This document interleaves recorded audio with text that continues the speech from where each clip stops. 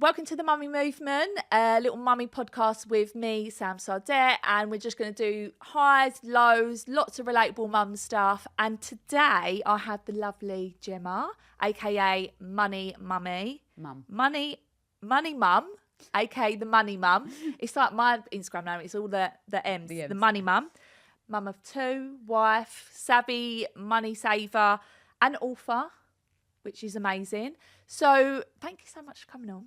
Oh, thanks for having me. It's beautiful. We're it's just lovely. literally like, I think the thing with this podcast is obviously want to chat about you, your background, but also, you know, how, you know, mum life ties in with that and how you found that with your business and everything else. So let's start from the beginning.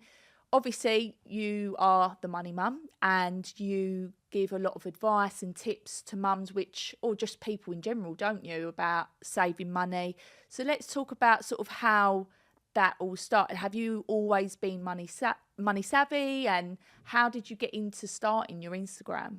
Yeah, so it was just really like a natural progression. Like I thought, do you know what? I'm going to start a page online, but I knew from the off that I just wanted it to be exactly how I am. So I didn't want it to be, I didn't have all these designer clothes and everything like that. And I was sick of sort of, you know, always going on social media and that's all it was, like, and a beautiful girl standing in front of a really expensive car with the best handbag. And that's lovely to see once in a while, but it's not realistic life. And when I started back in sort of 2020, it wasn't really like that. It was very much the pictures, the posing, everything was perfect. And I just thought, do you know what, I'm just going to do it like, I want to make saving cool again. I want to make people be able to talk about debt. I want to be able to make people talk genuinely about money. You know, it's the one thing we're told not to talk about from such a young age. Don't mention money. Don't mention money. Don't ask what someone's earning. True. Don't say if you're in debt. It's the one thing I can walk in and ask you pretty much anything. Like, are you married? Do you have any kids? Do you want to lose weight even? Really personal things. Do you want any more children? But if I said, how much do you earn? You'd be horrified.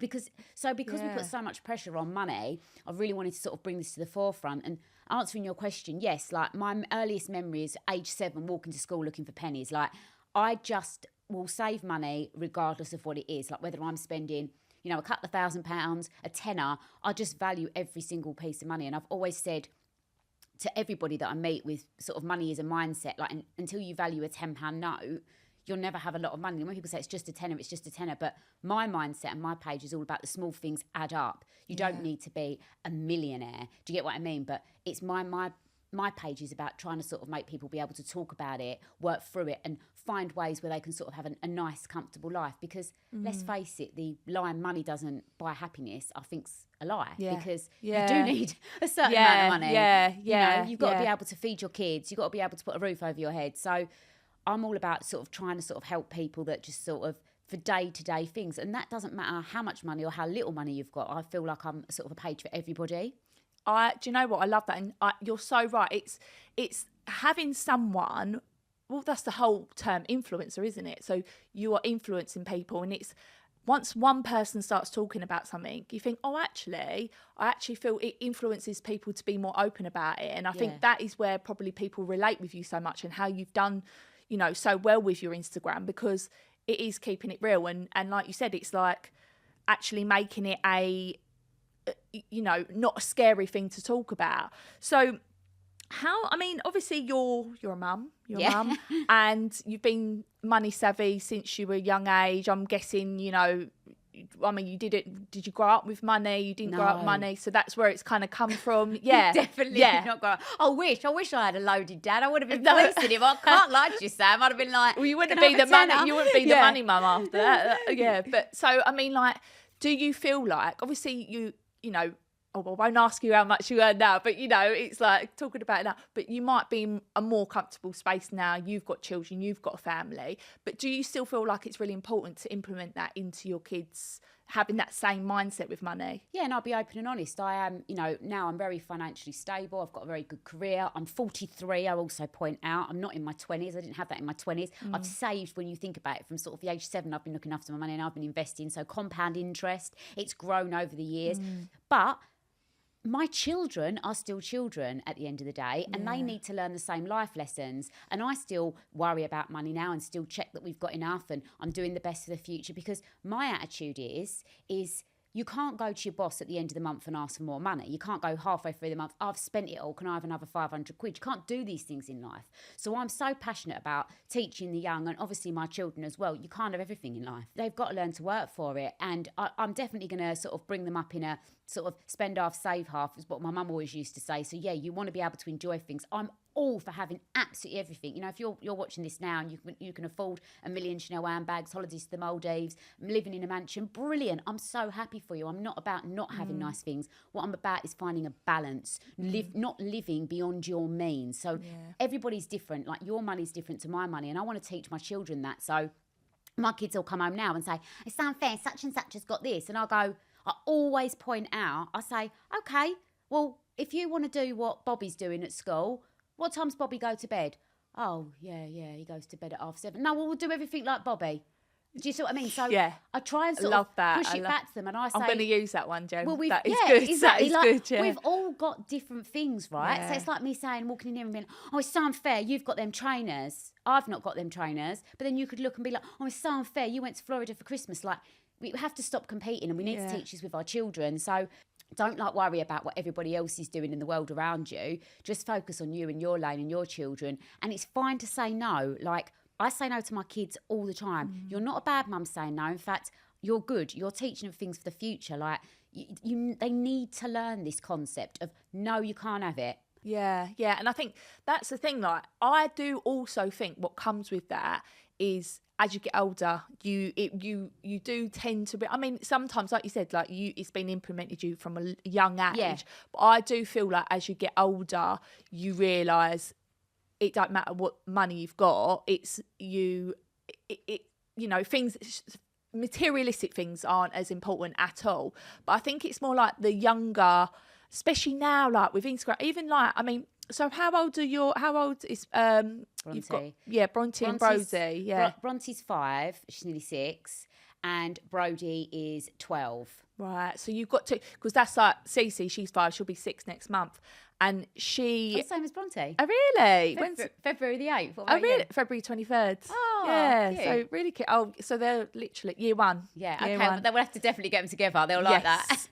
But I do feel like even that age now, especially like, obviously we're from Essex, and I feel like Essex, you do get that whole, a lot of people with money and parents with money, and then you get ones that aren't, and it is that whole keeping up with the Joneses, isn't it? Like coming home from school, even at that young age, it's like, oh, mum, I would like she's like they're like little teenagers now. It's scary. Yeah, it is. And I suppose with Brody at his age, it is wanting the clothes now and designer bits. Not so much, but I think Brody's a boy, so Brody's just more like wants to ride his bike, wants to do gaming. But I do think, I don't know if this is just my experience and my kids, but my daughter, I would say, is much more clued up about makeup and fashion and everything, and she's 5. So whether that's a girl thing, whether that's installed in her so young, because Brody's 12, and he still would never ask me for something to wear, not yet, like, he would never think of that. Do you know, it's all gaming, and can he play with his mates, and can he have a scooter? But it's still demanding of things he wants. Like, oh, I want to go trampoline park, or I want to go to the thing. And I say, well, we're going for a walk. Why are we going for a walk? And I say, well, we're not going trampoline park because it's 40, 50 quid to go there. And I spent money yesterday. So I'm always reminding him about money. I don't sit there. I think people think I sit them down and I'm like, you need to invest this and do that. No, I don't do that at all. Yeah. I'm just gently chipping away that they can't, like, I remind them through normal everyday things. And Brody, I've sort of now shown him about savings a little bit more. Bronte, I'm definitely not going to do that to. She's 5, but the older Brody gets, and I will talk about it more and more and more and more, because I think it's so important. And I don't know about you, like, in schools we're teaching this. Imagine if, I'm not talking about teachers doing it either, Sam, because I think they have so much pressure, but they have the government pay for an outside organisation to come in and speak to children from sort of year 9, year 10 and 11. Could you imagine if somebody came into your school and they went, when you've got your first job and you are earning £1,500 a month, and you're only giving mum and dad, say, this is if you are lucky enough to live at home, for example, £400 a month, you're going to have £1,100 surplus. That is the richest you're going to be for some period of time. If we taught the young this, and we said to them from the age of 16, 17 to put away £800 a month till the age of 23, they would have a deposit for their first home. Yes. It would stop it would stop a lot of mental health. Mental health, there's already pressure on the NHS. We just put plasters over it because loads of mental health is linked to money worries. And then that puts more pressure. There is a knock-on effect. So if we spoke to people when they were young, we told them about budgeting, we spoke to our children about debt, we said to them, it's not embarrassing if you're in debt. Don't be afraid on a group WhatsApp, as a mum, as a thing to go, sorry, Sam, I can't afford to go on your hen do to Vegas for £3,000. However, I'd love to take you out for a coffee and a sandwich for a tenner because that's my budget, and not having any worries because I've always been like that in my life. No, can't afford it. But people worry and want to think of excuses. And I see this in mum groups all the time. Like, let's go here for a brunch. It's £100. And it's everybody's got a different budget on these WhatsApp groups or face-to-face. Like, I want to empower women to be like, no, I can't afford it. No, or I've got the money, but I'm putting it towards something else. Because a lot of the time I have got the money, but I'm still really careful with what I spend my money on. I think, well, I don't want to spend £100 going out with, say, your friends for the afternoon, being honest, because I don't know them. But I'd love to go out with you one-on-one. Yeah. So I choose where I spend my money. I couldn't agree more with that. And I do think it's so true. It's like, I think it is that whole, you know, you are scared to say no because it's going to be too much money. I mean, it depends. I feel like it's more about how your relationship is with that friend. So if it is like my best mate or whatever, it's like, oh no, I'm skint, like can't afford it, whatever, we'll do something after, or we'll do a little cheapy thing or whatever. 100%. But obviously, like you said, it's like, it's that pressure of, oh, okay, like, or you haven't seen someone in a long time, they're like, let's go here, and it's like, oh yeah, and you think in your head, oh no, that's going to be expensive, and it is that worry of, oh okay, well, I'm just going to go. It's the peer pressure, isn't it? Yeah, then you don't enjoy it, do you? Exactly. Do you know what though, that whole school thing, and even just being a parent, and I mean, bless my mum, single parent, she had 4 girls, she was non-stop working, busy. I don't think she had the time to even think about teaching us those lessons. And I think because of that, when I was 8, I remember being 18 and my bank just gave me a credit card, and I was like, oh yeah, free money, like this, tap tap. And it was like, I think it's a lot harder now, but it was easier then. And I think, and it put me in debt into my early 20s for ages, and luckily obviously I got myself out of that, but it really didn't set myself up well enough to then go and get the mortgage and stuff. And I think if my mum had pushed more and given me more information, like maybe, you know, if you're going to get a credit card, make sure you're paying off this or you're that, or do it if you can afford it. And I think you're so on the money there. It's so important to educate our kids about the importance of money, but also, you know, how to manage your money and how to do things like that. And that's really difficult, like you said, like it shouldn't, like we obviously as parents, we've got a responsibility to like do certain things, but it shouldn't necessarily all be on the parents. Maybe they're not particularly good with money or they don't know how to talk about it. So then they think, like, I'm dyslexic. Like, so to me, trying to teach Bronte or Brody to read, that would be like ridiculous because I'm really bad at it. So if you're not great with money, that's why I just feel like passionately about the schools doing it. But then if you're not if you're worrying about that you're not great with money, then just try sort of different things of like saying the word no and trying to put things in place like, look, you know, if do you, or even things like saying as a mum, like my mum used to say this to me and I do it to my kids, do you want to go on that holiday to that caravan? My mum used to be like, I'd be like, yeah. And she'd be like, well, that is why for the next 4 weekends we are going to the park because mummy is saving up for that item. So it's trying to sort of, I think a lot of people think, oh, I'm not going to mention it to the children, I don't want to worry them. But it's not about sort of worrying, it's just making them sort of have small understandings. Not. I don't believe you should bombard children with anything because they're children. And that's the whole point though. Like, as you say, like with social media, like it does worry me. Like they can see YouTube, they can see TikTok. Like we say to Brody and Bronte, you're not allowed yet. But then I'll come in and Bronte's on the iPad and we let her have like an hour before bed. And she's only got YouTube Kids. But then sometimes it flicks over and you think, how's it done that? And you know, there's this, I think it is so much harder. I'm so pleased I never had social media at school. Could you imagine the pressure? I know. Honestly, I do feel like we were really lucky with that. But I do think, you know, going back to your comment about how, you know, the mental health aspect of money and stuff like that, sort of, you know, one thing obviously you're great at on your Instagram is, you know, you keep it relatable. You're very open about the money thing and, you know, being like this. But one thing I do condemn you on is like I think is amazing is that you're very relatable and you're quite open about mental health as well, which is again something that probably as a mum, as a woman, or just anyone really, it's a scary thing to talk about when you've got someone on a platform actually being open and honest about it. it's just makes it so much more relatable and make you feel a bit like, oh, okay, it's actually quite normal. So obviously it's completely up to you, but I mean, how did you, obviously you quite open about saying that you struggle with mental health. How long, when did you realise that was kind of an issue for you? Well, my mental health is pretty horrific, if I'm honest with you, like really bad. It's funny though, isn't it? Because I'm really confident and yeah, and it's like you would never think it's that case, which is scary, because at the same time it's like you would never know anyone struggling with it. That is the problem. Like, I'll be honest with you, before I even came here this morning, I was laying in bed and I felt like I was inside the bed and I was crying and I didn't want to come. But now I'm here. It's better that I've come here.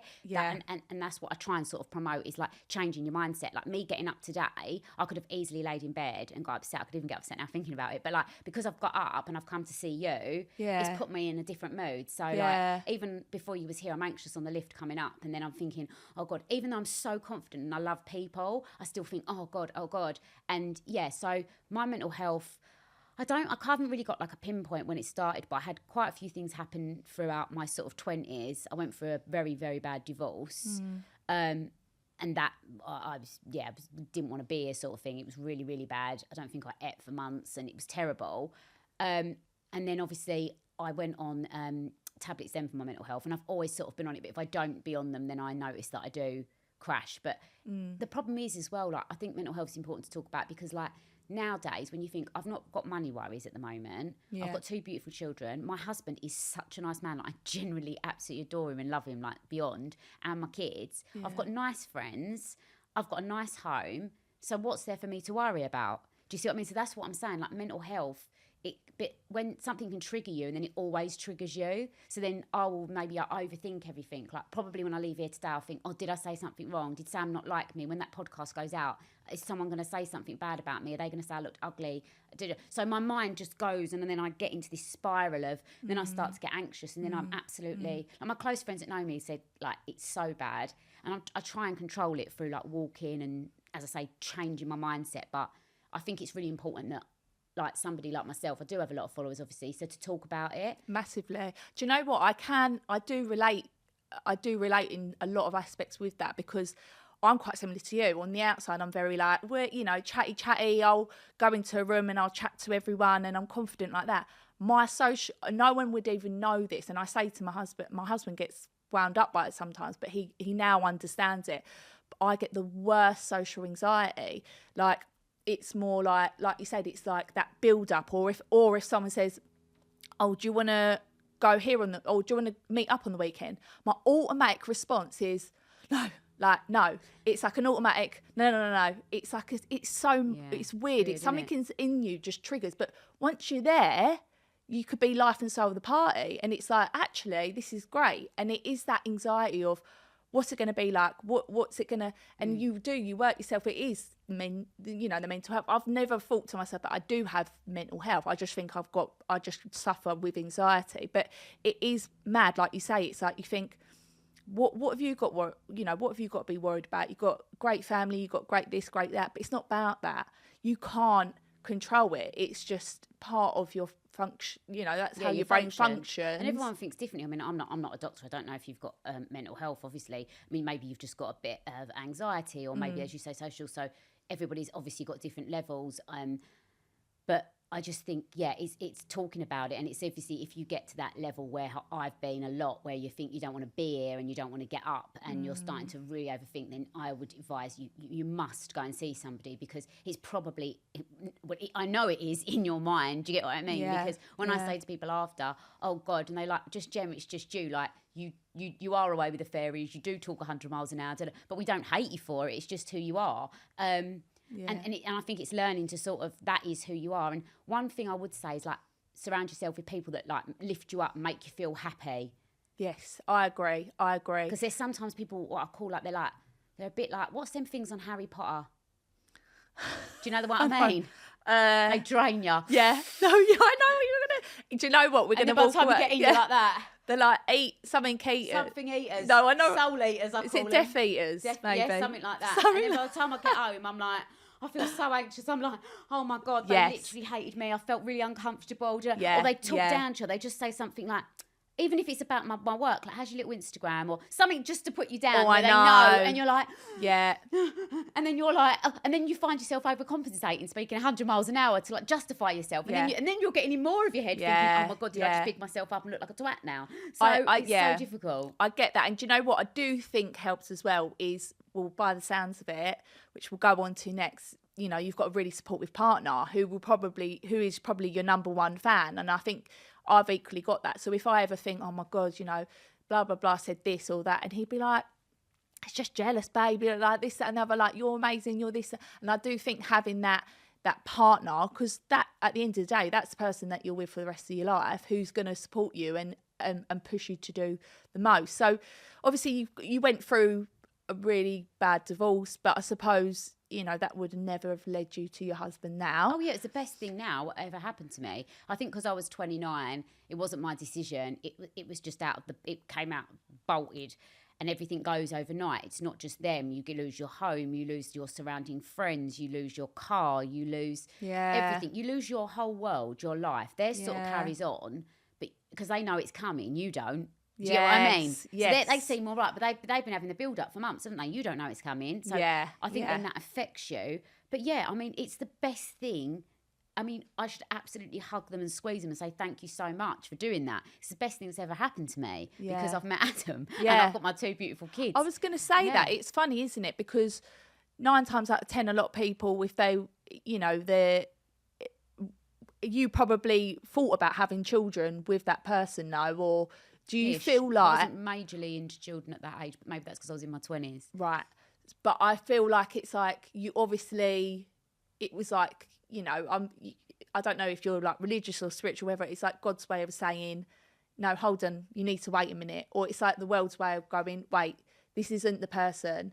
Like, you're going to have your family with the person who's next. You might have to go through a rough time with it, but it's going to be worth it. So we'll lighten it now. We'll go into mum mode. Would you say, well, I mean, you said you weren't really interested, well, I suppose in 20s, we're not really into that. But when you did meet your husband now, what was did you think, right, let's try and have a baby, like, straight away? Like, what is it? Like, what was I was literally obsessed with him. He wasn't with me. I've never told this story. When I met him, he was like, no, I'm not really interested. Really? Yeah. And then I was like literally hounding him. And then he literally, I think he like was like, I don't want to be with you. And then I was like, well, I really want to be with you. And he even said to me, we've got no hope. Yeah, we've got no hope. So I just sort of like just pursued him. Me, I don't take no for an answer. Love that. But I was a bit like, no, I don't think you understand, mate. We're getting married and having kids. Because I was absolutely obsessed with him. Still am. I love that. And yeah, so when I met him, and then we started like obviously properly getting together and dating, we spoke about children very, very quickly. But Adam was nearly 37 and I was 30. So I think it was a sort of a lot different. And we fell with Brody. Just under a year of being together, I got pregnant with Brody. It was completely planned. First try, pregnant. Oh, that's like, good. Yeah, I was obsessed. Like, you know, we got married a couple of years after that. But then we didn't want children after that for quite a while. I really wanted to sort of just be a mum to Brody. And you know, a lot of people obviously want a smaller age gap. We did want another baby, but I think because I got pregnant with Brody so quickly, we just thought, oh yeah, it'd be easy. Like, I'll just have another baby. Didn't work like that. We looked into IVF and everything for Bronte because I just couldn't get pregnant. Yeah. So that was like a lot of stress. I just felt like really upset because you get loads of people saying, but you've got a child already, and you get all that. Yeah, but I was like, I want another baby. Like, and so I do think that's really, really difficult. But so eventually I did get pregnant with Bronte. I'll just call her like my miracle because I never had, you know, any losses, thank God. But I just didn't get pregnant. That was my problem. You know, it wasn't that I was carrying and then, because that can happen, can't it? I always find that so crazy, isn't it? That, because it's happened with people I know, like they get pregnant really easily the first time and then second time is a struggle. So it's very common, and it's like you just never know really. Yeah. And with I mean, talk to me. How was obviously you say both planned. What was your birth like with Brody? Absolutely horrific. Really? Go on, I need to know birth story. Come on. It was the worst birth ever. The pain was so bad. I remember looking at the hospital window and I thought, I'm just going to jump out of it. No. Yeah, it was horrific. I wanted every single solitary drug I could possibly have. I was a bit like, you wouldn't go and get your arm cut off. There's no way I'm going to literally give birth to a baby without drugs. Like, I want absolutely everything you can give me. That was my view. I was definitely not a hypno-birthing I know. person. And loads of people like really, you know, and brilliant, hats off to them. But I was like, nope. So when I went into labour with Brody, it was 40 hours. He was back to back. I contracted pretty much from sort of start to finish, but I wasn't dilating. So I was just in agony. And they said to me, oh, I'm really sorry, but you're only 1 centimetre. And then I was like, what? But I was in agony. And that's because he was back to back. And then I pushed for hours, so I severely tore. Oh, gosh. And then I couldn't still get him out. So then they had to take me into theatre, cut me and pull him out.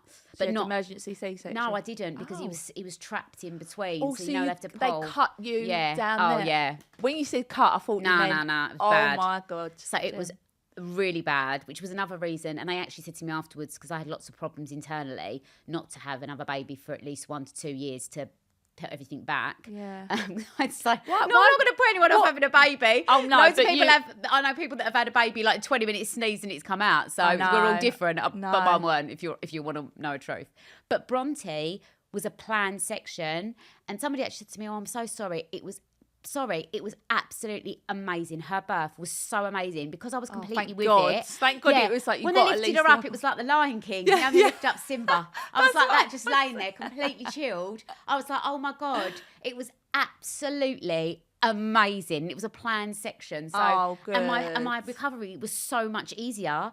Because I didn't recover properly for about 6 months after Brody because of all my internal problems. So Bronte, after 6 weeks, so for me, my C-section was loads better. It was an amazing birth, loved it, felt so much happier and healthier and everything. Yeah. I couldn't go through a natural again because of what had happened. I've still got problems now, so that tells you how bad it was. Yeah. Oh, so Brody, was not good, but Bronte was amazing. It was best as it could be. I mean, let's face it. In comparison to the 40 hours. Both of it is not the best, is it? I mean, but what you get at the end is I just literally am obsessed with them, you know, and they come out. Oh my God, I just love it. Yeah. I just wish I could do that again. I know. I feel like that's it. It's like that actual, because I always say, I'm like, when my friends are pregnant, especially their first time, they'll be like, oh, what's it like? What's Beth? And I'm like, well, I'm thinking in my head, you're gonna have this baby regardless. Like you fucked either way, basically. So I'm not gonna say to you it's absolutely awful, but I will say to you, I'm like, you'll be fine, you'll smash it. But some women do have a good time. I know people that have had a good time that have said like, yeah, as it came out, it was really, really painful, but I was actually okay. So, and I don't think no one's birth's the same, is it? Like everybody I speak to has different. So I don't think you can really tell anybody. But I think what they don't sort of teach enough about, and I don't know about you, is the after bit. Yes. Because we all talk about the birth, don't we? I always say this. It's like, right, okay, there's your baby, off you pop. And then it's like... The milk, you can get mastitis that, and then the bleeding and the stitches and the soreness. And Mason, the studio manager, he's thinking, oh God. Yeah. Lucky you're a man. Yeah. Put it that way, babes. But it is. That's the thing that we don't really talk about. We talk about this birth, but you got to get, it was the after bit for me.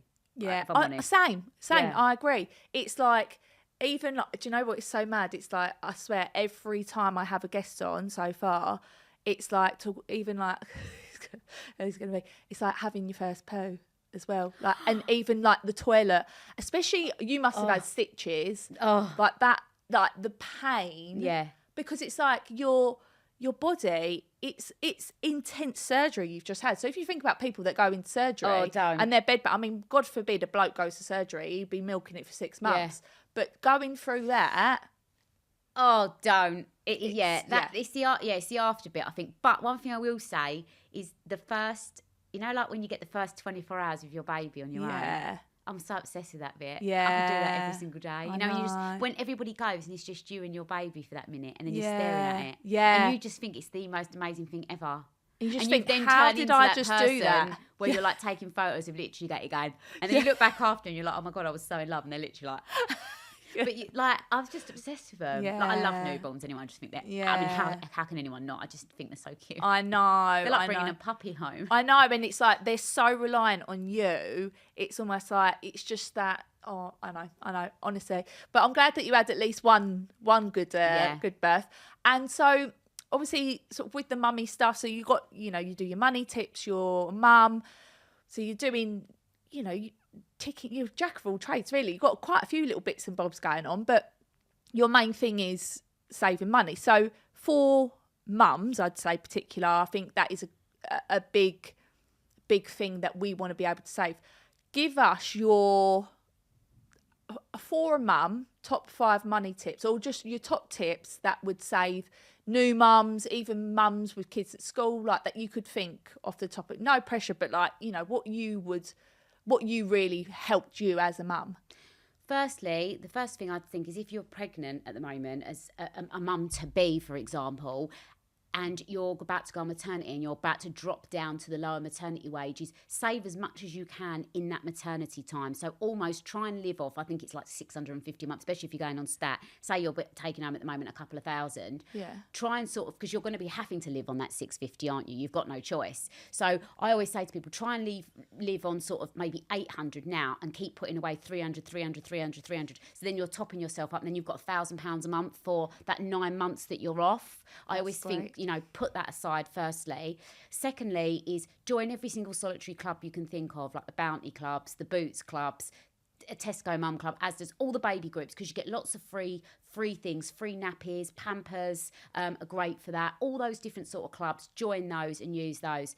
Also, for a mum, don't necessarily sign up to things that are costing money for a long time. So you've got like a 12-week course of this. Yes, I always used to pick one thing I really wanted to do, like a baby music class. But look at churches. Sounds crazy, but every week I used to go to one, and it was a voluntary donation. So you could, it suggested £1. You got a cup of tea, you had a cup coffee, there was toys out, messy play. It was absolutely lovely. We used to sing, meet up with all the mums, do things like that, look at churches, and also local schools as well. Sometimes at the weekends have things on rather than paying out for classes, and councils, local town councils. Also, NCT can be really, really expensive. For the second time round, I went to a baby group we were all pregnant, and it was run by the local council. So it didn't cost me anything to go. They did talks about, you know, breathing and everything like that, which was really, really good. Stuff that you're buying for a baby, like, so NCT have nearly new sales, for example. Brilliant. Your baby does not need 400 baby grows for a newborn. So if you have a baby shower, you're having something like that, and you get, you know, just think to yourself, there's 7 days a week. A newborn would need maybe 2 to 3 changes a day, but also you're going to be washing them as well. So once you get up to sort of 20 baby grows, you don't need any more. You're absolutely maxed out. Change them to the next size, I started changing things up to sort of year 2 to 3. I don't think I bought my kid any clothes until they were about 2 years old, because I bought so many of the things, I would take them back. So make sure you haven't got too much of that. Toys, you don't need absolutely hundreds and hundreds and hundreds of toys for a newborn and for a baby. They don't need all these things. Look at charity shops, secondhand. When you're online as well, make sure you've got things in your phone, so that the minute you're checking out, have things like Coupet and Honey in your phone. So the minute you're checking out, it's searching the web automatically for you. Oh, okay. You don't have to look for a discount code. As you then put the money in the basket, you check out, it automatically gives you a discount. Oh, really? I bet, is that an app you can download onto your phone? It's not an app, it's a browser. So you need to just Google it and install it into your phone or into your laptop. Oh, and then so you just literally go into that browser and then it will search your... You put it into your phone once, and then every single time you check out whatever company it is, whether that's Boohoo, Tesco's, Argos, it searches the web for you. So if you've put in a discount code that morning, that will pick it up and put it in my basket. Amazing. It's absolutely unbelievable. So doing things like that. Also ask yourself, do you need it or do you want it? Wait 2 days. So if you're obsessed with buying things on Amazon for your child, or even as a mum and you're doing it now and you're like, oh, I've got a real problem with this, because I've got lots of friends that do that. I said to my friend the other week, put everything in your basket so you feel like you're shopping. Wait 48 hours, come back to it. She went, ever since I've done that, she goes, I reckon you've saved me £300 to £400 a month, because that's how much she was spending. She went, I'd come back and I'd be like, I literally don't need that, don't need that, don't need that, don't need that, don't want that anymore. Oh my God, it gives you time to think.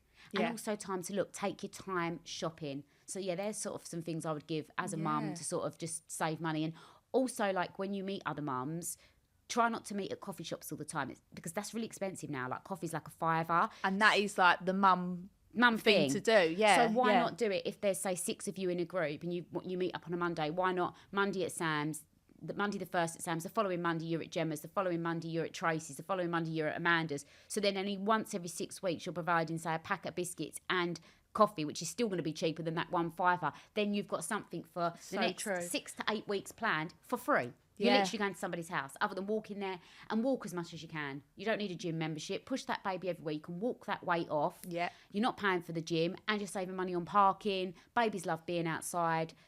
That is So what I would true. advise. You don't need to spend the earth. And I feel like when you're off on maternity, it opens your eyes to actually, you don't need to buy all these fancy things. In fact, what you want, as you said, you're not interested in materialistic things. What you want is seeing other mums and getting out walking and just having that Just chat. being a good mum, like, you know, it is. And enjoy 100%. 'em. Yeah, yeah.